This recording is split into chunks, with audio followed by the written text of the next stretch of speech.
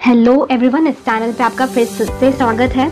आज हम VLED entrance exam preparations के लिए केमिस्ट्री का कोई चैप्टर नहीं लाए हैं, बल्कि केमिस्ट्री के MCQs लाए हैं जिसमें आपका सारे चैप्टर्स कवर होगा। बिकॉज देखिए आज 20 तारीख हो गई है, आज से बस 10 दिन बाकी है एग्ज़ाम को, तो हम चैप्टर्स करवाते रह गए तो नहीं हो पाएगा, ठीक है। तो इसलिए अब हम MCQ से ही सब कुछ समझेंगे। तो आज हम इस वीडियो में 45 MCQ करेंगे। So let's start. Our first question is any change in matter that results in the disappearance of one or more substances and the appearance of one or more substances each having its own set of intensive properties is known as क्या होगा? Extrinsic change, intrinsic change, physical change and chemical change। Question है any change in the matter में किसी भी कैसा भी change जिसकी वजह से एक या एक से ज़्यादा सब्सटेंस डिसअपियर हो जाए या फिर एक या एक से ज़्यादा सब्सटेंस नए बन जाए, ठीक है, जिनके खुद के इंटेंसिव प्रॉपर्टीज होती है, ऐसे चेंज को क्या बोलेंगे हम?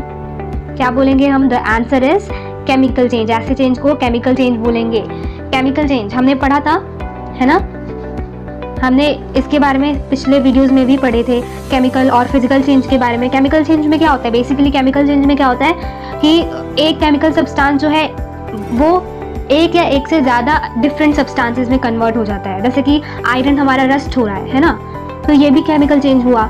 मतलब इसमें केमिकल प्रोसेस के थ्रू ये ऑकर होता है केमिकल चेंज, ठीक है, जिसकी वजह से जो न्यू सब्सटेंसेस फॉर्म होते हैं जिसकी अलग अलग प्रॉपर्टीज होती हैं। तो बेसिकली जिसमें ऐसे चेंज जिसमें न्यू प्रॉपर्टीज फॉर्म हो रही है या कोई सब्सटेंस डिसअपियर हो रहा है, यही तो कहा है, ठीक है। कुछ भी केमिकल चेंज हो सकता है, ऐसे केमिकल चेंज जिसकी वजह से हमारा वो सब्सटेंस गायब हो रहा है या न्यू सब्सटेंस अपीयर हो रहा है।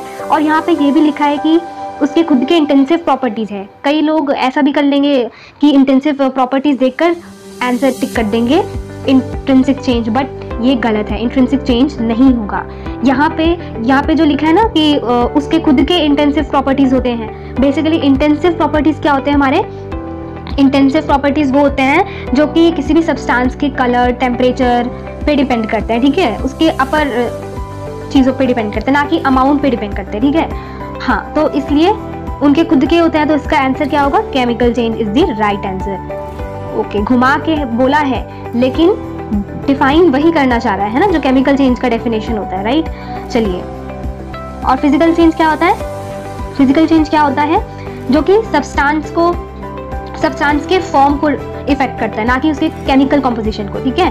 सब्सटेंस के फॉर्म को चेंज करता है, इफेक्ट करता है। लाइक उसका शेप चेंज हो सकता है, उसका कलर चेंज हो सकता है, ठीक है, साइज चेंज हो सकता है। तो ऐसे चेंजेस को हम फिजिकल चेंज बोलते हैं। चलिए आगे बढ़ते हैं। सेकंड क्वेश्चन है which of the following is a chemical change? Which of the following is a chemical change? इनमें से कौन सा केमिकल चेंज है बताइए? Heating of iron to red hot, magnetization of iron pieces, rusting of iron, all of above. अगर आपने मेरे previous video सारे देखे हैं तो आपको इतना तो कम से कम इतना पता तो जरूर होगा कि फिजिकल चेंज के एग्जाम्पल में मैंने ये दिया था मैग्नेटाइजेशन ऑफ आयरन पीस, है ना, ये मैंने फिजिकल चेंज के में एग्जाम्पल दिया था। तो ऑल ऑफ ये तो फिजिकल चेंज हो जाएगा, और ये नहीं होगा तो ऑल ऑफ अबव अपने आप ही हट जाएगा। तो अब हमें पता है रस्टिंग ऑफ आयरन एक केमिकल चेंज है, तो obviously the answer is rusting of iron. और कई बच्चे इसमें भी कंफ्यूज हो सकते हैं कि heating of iron to red hot क्यों नहीं होगा, इसमें भी केमिकल चेंज होगा। बट आपको बता दूं कि इस केस में क्या हो रहा है, हीटिंग ऑफ जब हम आयरन रॉड को हीट करते हैं रेड हॉट में, तो ये फिजिकल चेंज है, ना कि केमिकल चेंज, ठीक है। कैसे? क्योंकि जब हम आयरन रॉड को हीट कर रहे हैं तो बस वो एक रेड हॉट में कन्वर्ट हो रहा है, मतलब कोई केमिकल चेंज नहीं हो रहा है, ठीक है। इसलिए ये फिजिकल चेंज होगा। जबकि रस्टिंग ऑफ आयरन में क्या हो रहा है? रस्टिंग ऑफ आयरन में क्या हो रहा है कि जो आयरन है, जो वो सब्सटेंस है, उस सब्सटेंस पे आयरन ऑक्साइड फॉर्म होने लगता है ना, ऑक्सीजन और वाटर वेपर के प्रेजेंस में रस्टिंग होता है ना। तो यानी कि केमिकल चेंज हो रहा है, इसलिए रस्टिंग ऑफ आयरन हमारा केमिकल चेंज का एग्जांपल होगा। अब थर्ड क्वेश्चन है which of the following is a chemical change? इसमें से कौन सा केमिकल चेंज है? Evaporation, sublimation, dissolution and precipitation. So the answer is precipitation. Answer is precipitation होगा। Why precipitation? प्रेसिपिटेशन में जो है वो एक्वस सॉल्यूशन में प्रेसिपिटेशन ऑकर होता है जब दो आयंस एक साथ बॉन्ड होकर जो है इनसॉल्यूबल साल्ट फॉर्म करती है। तो यहाँ पे एक न्यू सब्सटेंस फॉर्म होता है प्रेसिपिटेशन में, तो ये हमारा केमिकल चेंज होगा। बाकी इवेपोरेशन, सब्लिमेशन एंड डिसोल्यूशन के केस में बात करें तो ये सारे फिजिकल चेंज है। क्यों? देखिए इवेपोरेशन के केस में अगर हम देखें तो तो जब वाटर इवेपोरेट होता है तो वो क्या हो रहा है, बस लिक्विड से लिक्विड स्टेट से चेंज हो रहा है, मतलब लिक्विड स्टेट से ये वेपर में बन रहा है, पर ये स्टिल एक वाटर में ही आएगा, इसलिए यहाँ पे स्टेट चेंज हो रहा है, ना कि कोई नया सब्सटेंस कुछ नहीं फॉर्म हो रहा। सो ये सेम चीज सब्लिमेशन एंड डिसोल्यूशन में अप्लाई होती है। So the correct answer is precipitation. ठीक है, प्रेसिपिटेशन हमारा केमिकल चेंज है। चलिए next question is heating of iron, heating of substance result इन, ज्यादातर बच्चे करेंगे भाई हीट हो रहा है सब्सटेंस, तो फिर क्या होगा, केमिकली में भी कुछ चेंज होगा, उसके कॉम्पोजिशन में भी चेंज होगा, फिर न्यू सब्सटेंस फॉर्म होगा क्योंकि सब्सटेंस हीट हो रहा है। बट ऐसा जरूरी नहीं है, कुछ केसेस ऐसे भी है जिसमें heating of substance physical change भी होता है, इसलिए करेक्ट ऑप्शन क्या होगा, सी, दैट इज अ फिजिकल और अ केमिकल चेंज, दोनों ही हो सकता है। ठीक है, कैसे, देखो फिजिकल चेंज में भी मैं हीटिंग का एग्जांपल बता सकती हूँ। अगर आप वाटर को बॉईल करोगे, वाटर को बॉईल कर रहे हो, ठीक है, वाटर को बॉईल कर रहे हो तो क्या होता है, पानी उबलने लगता है और वो जो लिक्विड है वो गैस में कन्वर्ट होने लगता है। पानी बंद कर दो, ठंडा हो जाएगा पानी। तो बेसिकली ये भी फिजिकल चेंज है, बॉइलिंग ऑफ वाटर, है ना। ये रिवर्सिबल भी है, बॉइलिंग ऑफ वाटर रिवर्सिबल भी है। आप उसे बंद कर दो, 1 घंटे के लिए, 2-3 घंटे के लिए छोड़ दो या फ्रिज में रख दो, वो ठंडा हो जाएगा, वापस आप चाहे तो उसे गर्म कर सकते हैं। तो ये फिजिकल चेंज हो गया। केमिकल चेंज में तो बहुत सारे एग्जाम्पल है हीटिंग के, है ना, कि अगर हम, हाँ, सबसे फेमस एग्जाम्पल ले लो, आपका रोज होता है, आप खाना बनाती हैं आपकी मम्मी, तो कुकिंग ऑफ फूड जो है वो भी एक फिजिकल केमिकल चेंज है। ठीक है, केमिकल चेंज है, समझ में आया। और बर्निंग ऑफ वुड भी एग्जाम्पल दे सकते हो। आपने लकड़ी को जलाया, जल जाने के बाद वो राख बन जाता है, तो क्या आप उस राख को वापस लकड़ी बना सकते हैं? नहीं। तो ये हमारा केमिकल चेंज है और इसमें हम सब्सटेंस को हीट भी कर रहे हैं। तो गेटिंग माय पॉइंट गर्ल्स, तो हीटिंग ऑफ सब्सटेंस का एग्जांपल, तो heating of substance result in a physical और a chemical change. Next question, which of the following is a true statement about physical change? Physical change को लेकर कौन सा सही statement है, आइए पढ़ें जरा क्या है। पहला क्या है, physical changes are temporary changes and can be reversed.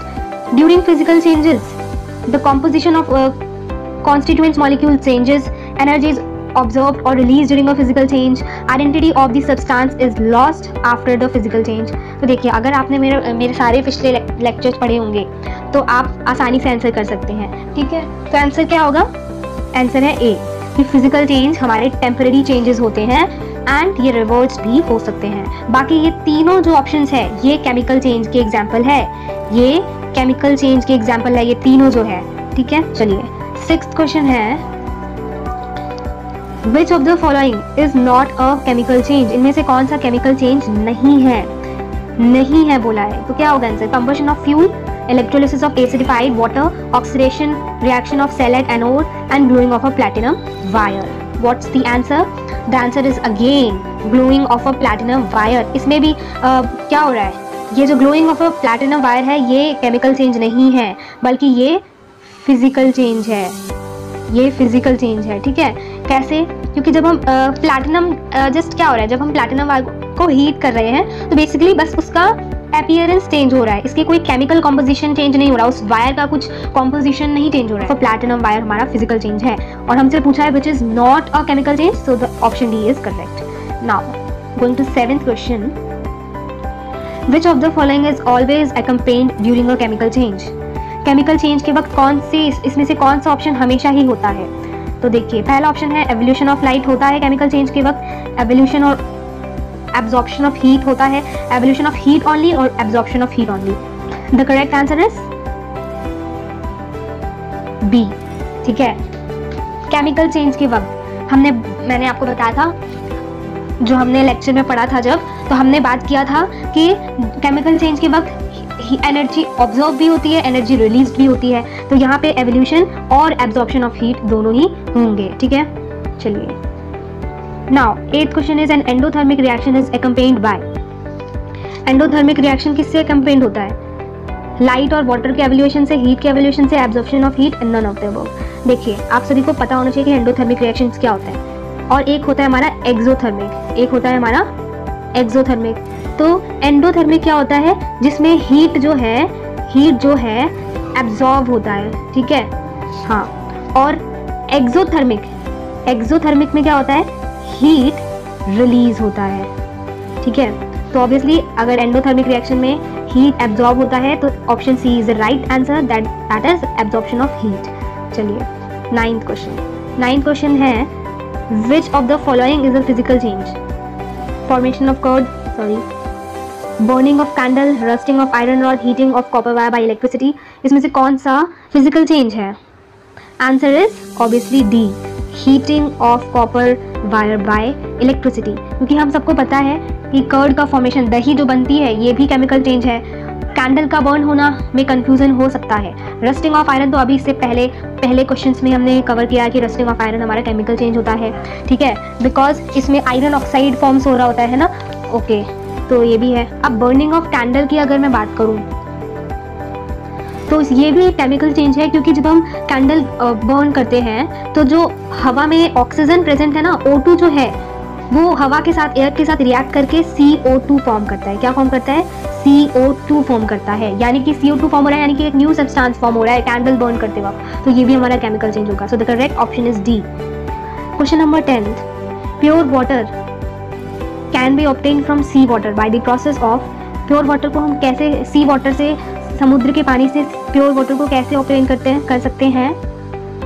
The answer is distillation, यानी कि बी, डिस्टिलेशन में क्या होता है कि जब हम सी वाटर को बॉईल करते हैं तो सी वाटर को पहले तो बॉईल करते हैं, उसके बाद जो बॉईल करने पर जो वाटर वेपर्स निकलते हैं उसको ठंडा होने देते हैं, उसके बाद वो कंडेंस्ड हो जाता है और कंडेंस्ड होकर प्योर वाटर बन जाता है, ठीक है।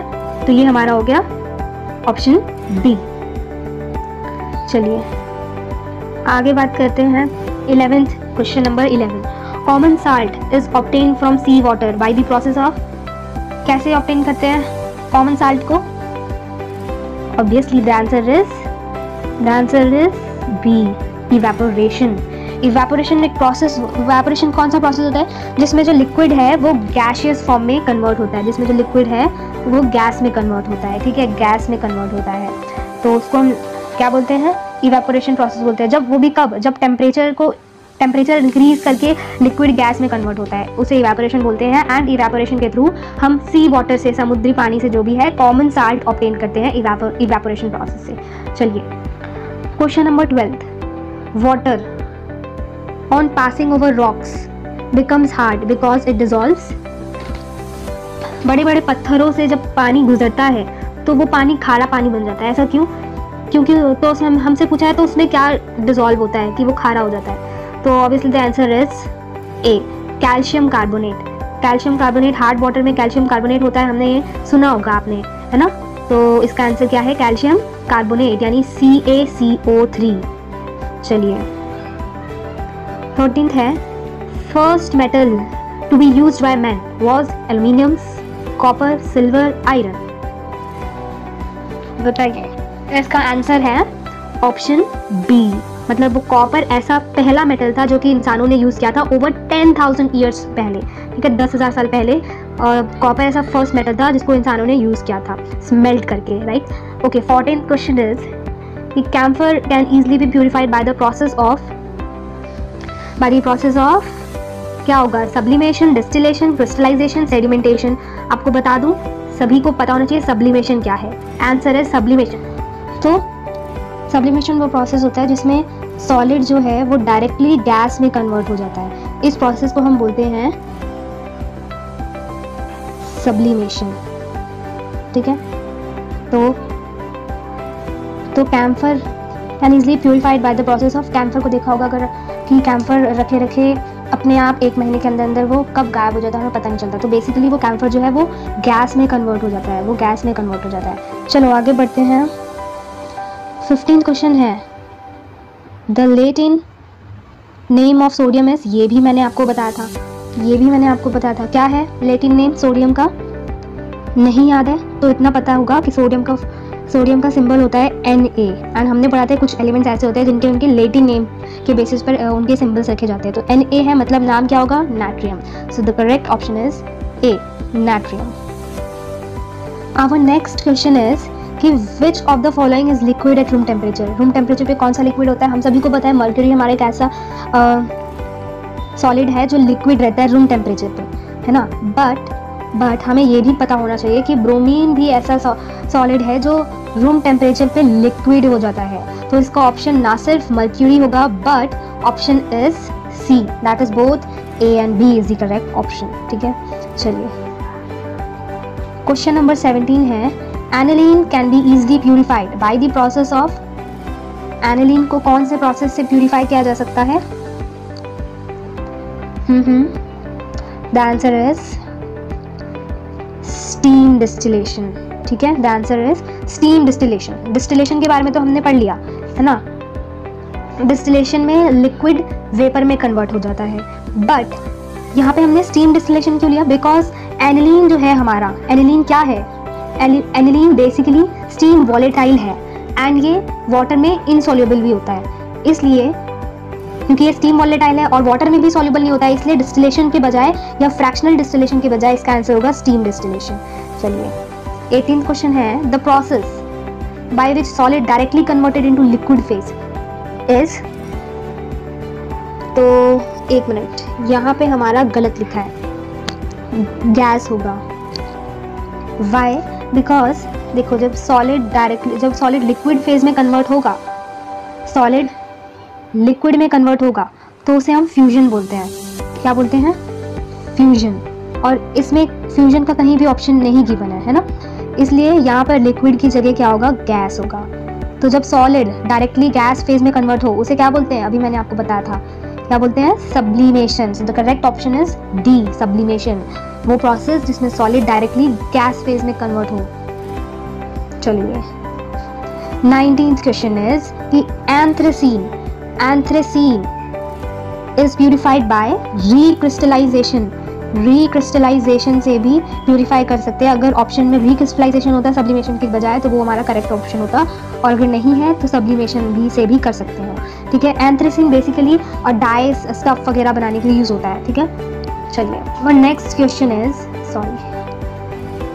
क्वेश्चन इज इलेक्ट्रॉन को किसने डिस्कवर किया था?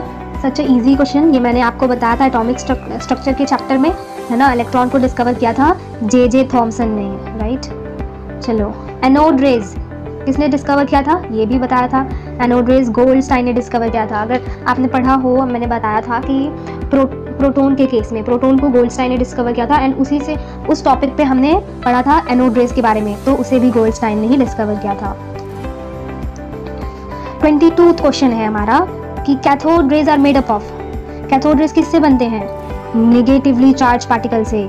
Got it? हमें कंफ्यूजन होता है कि पॉजिटिवली होगा या नेगेटिव होगा, न्यूट्रल का तो कोई चांस ही नहीं है ना। But the correct answer is negatively charge particle से कैथोड रेज बनता है। ठीक है, और एनोड रेज जो है हमारा, एनोड रेज हमारे होते हैं पॉजिटिवली चार्ज होते हैं। ठीक है, चलिए the size of nucleus is, 23rd question है, size of nucleus is option A, option B, option C, option D. देखो the correct answer is option C, that is nucleus का साइज होता है 10⁻⁻15 मीटर। ठीक है, ओके जल्दी करते हैं, हमारे अभी 45 क्वेश्चन है। ठीक है, और अभी तो 100+ क्वेश्चन है, बट हम इस वीडियो में 45 ही क्वेश्चन करेंगे, अगले पार्ट में 45 करेंगे। चलिए 24th क्वेश्चन है, neutron are present in all atoms except. कौन से एटम में प्रेजेंट नहीं होता न्यूट्रॉन?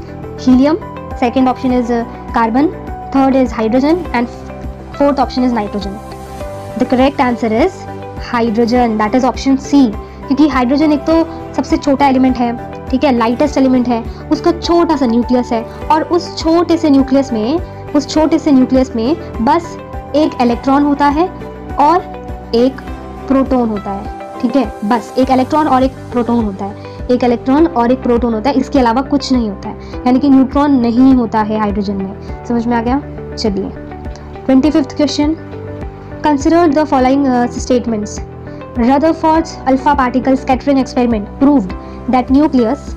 सबसे पहले तो Rutherford alpha particle scattering experiment में था क्या, ये इस एक्सपेरिमेंट के बारे में पता होना चाहिए। तो रदरफोर्ड के एक्सपेरिमेंट में क्या था कि रदरफोर्ड ने अल्फा पार्टिकल्स का बम्बार्डमेंट किया था एक थिन गोल्ड फॉइल पे, ठीक है, अल्फा पार्टिकल के बम्बार्डमेंट किए थे, उससे उन्हें क्या प्रूफ हुआ उस एक्सपेरिमेंट से?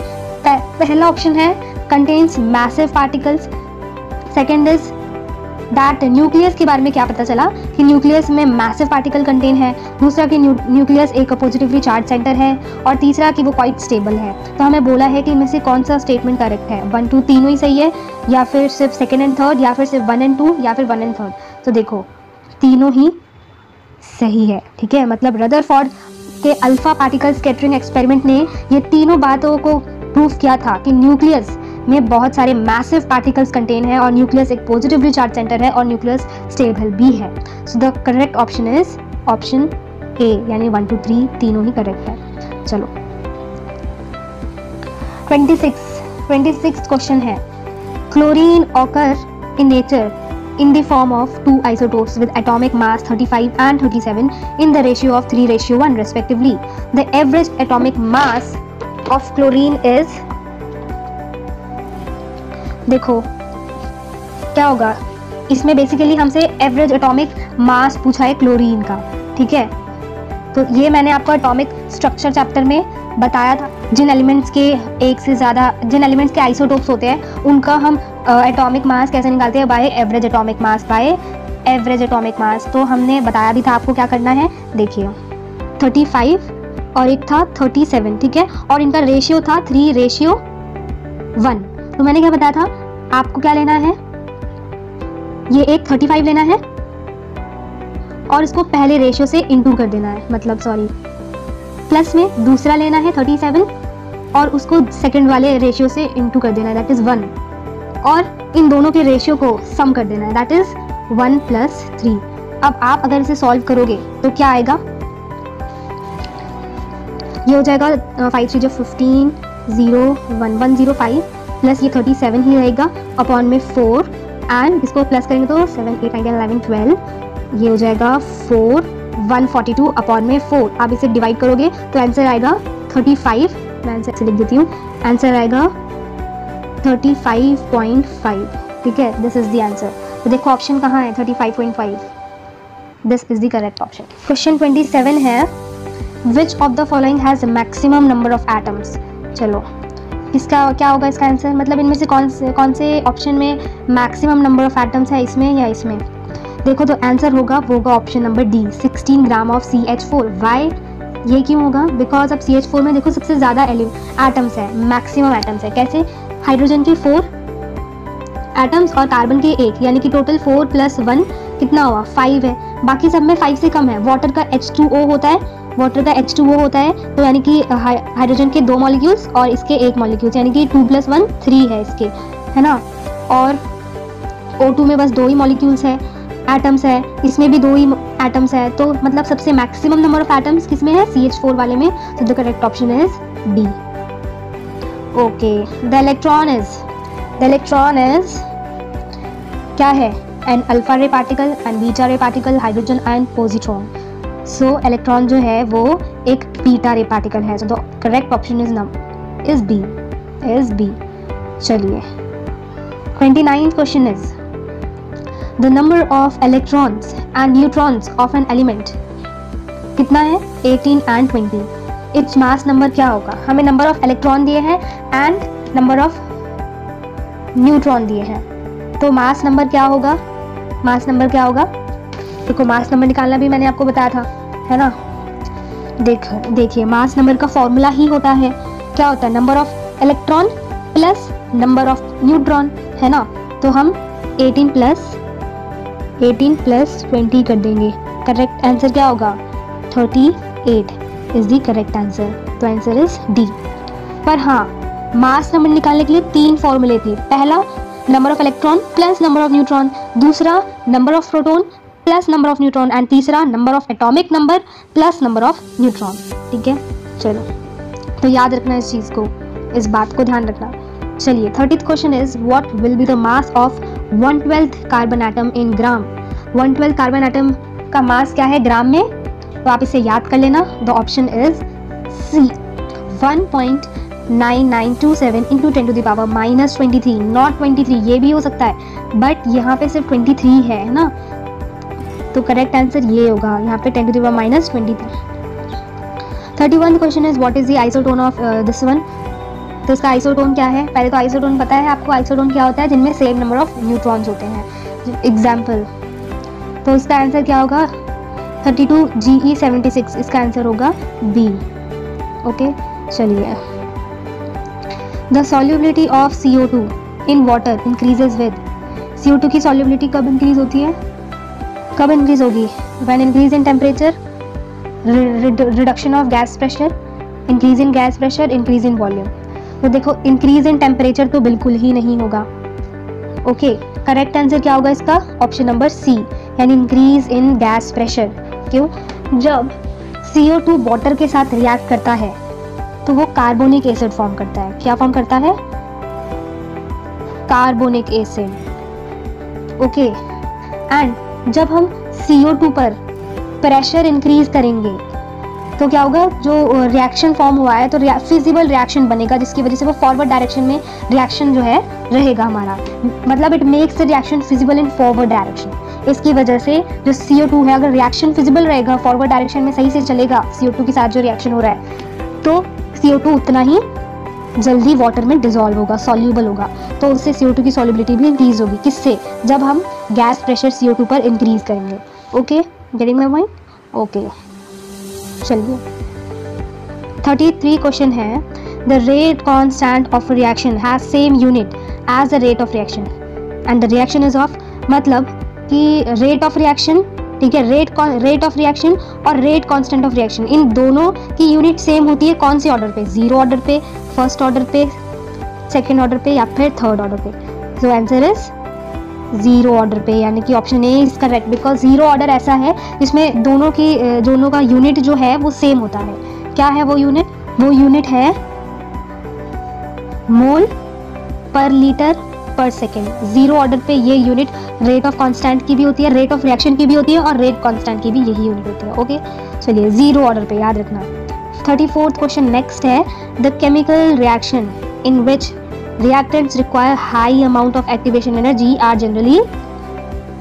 केमिकल रिएक्शन जिसमें जो रिएक्टेंट्स है उसमें बहुत ही एक्टिवेशन एनर्जी, ज़्यादा अमाउंट ऑफ एक्टिवेशन एनर्जी की ज़रूरत पड़ती है, तो ऐसे केमिकल रिएक्शन जनरली क्या होते हैं? फास्ट होते हैं, स्लो होते हैं, इंस्टेंटेनियस या स्पॉन्टेनियस। तो वो ऐसे रिएक्शन ज़्यादातर स्लो होते हैं, याद रखिएगा। ओके, 35th क्वेश्चन है, रिडक्शन में क्या होता है?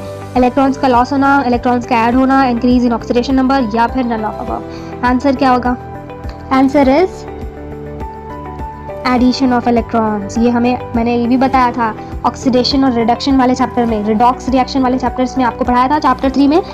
अगर आपने अभी तक नहीं देखा है तो डिस्क्रिप्शन बॉक्स में सारे चैप्टर्स गिवन हैं, आप प्लीज़ उसे एक बार देखिए। ओके, ज़्यादा से ज़्यादा 15 मिनट तक की वीडियो है, उससे ज़्यादा की वीडियो नहीं है, तो प्लीज़ देखिए अगर आपने नहीं देखा। तो बाकी रिडक्शन में इन्वॉल्व होता है इलेक्ट्रॉन्स का एडिशन, इलेक्ट्रॉन्स का एडिशन होना। वाई रिडक्शन में एक तरह से इलेक्ट्रॉन्स मिल रहा है, क्योंकि वो दूसरे के घर से इलेक्ट्रॉन्स को लेते हैं अपने पास, है ना, इसलिए इलेक्ट्रॉन्स का एडिशन हो रहा है रिडक्शन में। ओके, ऑक्सीडेशन में क्या होगा? वही ऑक्सीडेशन में इलेक्ट्रॉन का लॉस होगा, यानी कि लॉस ऑफ इलेक्ट्रॉन्स, क्योंकि जो ऑक्सीडेशन है अच्छा काम करते हैं, वो इलेक्ट्रॉन्स बांटते हैं, देते हैं, दान करते हैं, तो लॉस ऑफ इलेक्ट्रॉन, उनके घर से लॉस ऑफ इलेक्ट्रॉन्स हो रहा है। ठीक है, so the correct option is A, loss of electrons. Next is the process in which oxidation number of element increases. क्या होता है? ऑक्सीडेशन, जिसमें जिस एलिमेंट में ऑक्सीडेशन नंबर हमारा इंक्रीज हो रहा है, तो यानी कि वो ऑक्सीडेशन है। चलिए, अब आ जाते हैं 38th क्वेश्चन में। 38th क्वेश्चन है, अ reducing agent is a substance which can. क्या होगा? रिड्यूसिंग एजेंट वो कौन सा सब्सटेंस है? जो इलेक्ट्रॉन एक्सेप्ट करता है, इलेक्ट्रॉन्स डोनेट करता है, प्रोटॉन एक्सेप्ट करता है, प्रोटॉन डोनेट करता है। भाई प्रोटॉन का तो कोई लेना देना ही नहीं है इससे, तो ऑप्शन बचा ए और बी। आपको क्या लगता है क्या होगा आंसर? बताइए क्या होगा आंसर? ऑब्वियसली यार ऑप्शन बी होगा करेक्ट, कि वो रिड्यूसिंग एजेंट्स जो है वो इलेक्ट्रॉन्स डोनेट करते हैं। कैसे? मैंने बताया था जिनका ऑक्सीडेशन हो रहा है चैप्टर 3 में, रिडॉक्स रिएक्शन में, जिनका ऑक्सीडेशन हो रहा है वो रिड्यूसिंग एजेंट होते हैं, और जिनका रिडक्शन हो रहा है वो क्या होते हैं? ऑक्सीडाइजिंग एजेंट होते हैं। तो बेसिकली ऑक्सीडेशन क्या होता है? जो इलेक्ट्रॉन्स देते हैं तो क्या होगा आंसर, डोनेट इलेक्ट्रॉन्स। तो रिड्यूसिंग एजेंट भी वही होता है जो इलेक्ट्रॉन्स डोनेट करते हैं, और ऑक्सीडेशन में इलेक्ट्रॉन्स का लॉस होता है। ओके चलिए, थक गई यार मैं, कोई नहीं, 5-6 क्वेश्चंस और बाकी है, जल्दी से कवर कर लेते हैं। चलिए 39 है the reaction which takes place at the anode. Anode पे कौन सा रिएक्शन होता है, एनोड पे ऑक्सीडेशन होता है, याद रखना। क्यों, क्योंकि एनोड पॉजिटिव है ना। अभी इससे पहले भी कुछ एमसीक्यूज़ में, अभी हमने इससे पहले कहीं डिस्कस किया था, कैथोड हमारा निगेटिवली चार्ज्ड होता है और एनोड हमारा पॉजिटिवली चार्ज होता है। बिकॉज एनोड हमारा पॉजिटिव है और ऑक्सीडेशन भी पॉजिटिव होता है क्योंकि वो दान करता है, राइट। सो एनोड पर हमारा ऑक्सीडेशन होता है। चलिए 40th क्वेश्चन है the strongest reducing agent is. Strongest reducing agent कौन सा होता है, H2S हमारा स्ट्रॉन्गेस्ट होता है, ठीक है। चलो याद रखना, हाइड्रोजन सल्फाइड। 41 है, इसमें इसका ऑक्सीडेशन स्टेट बताना है।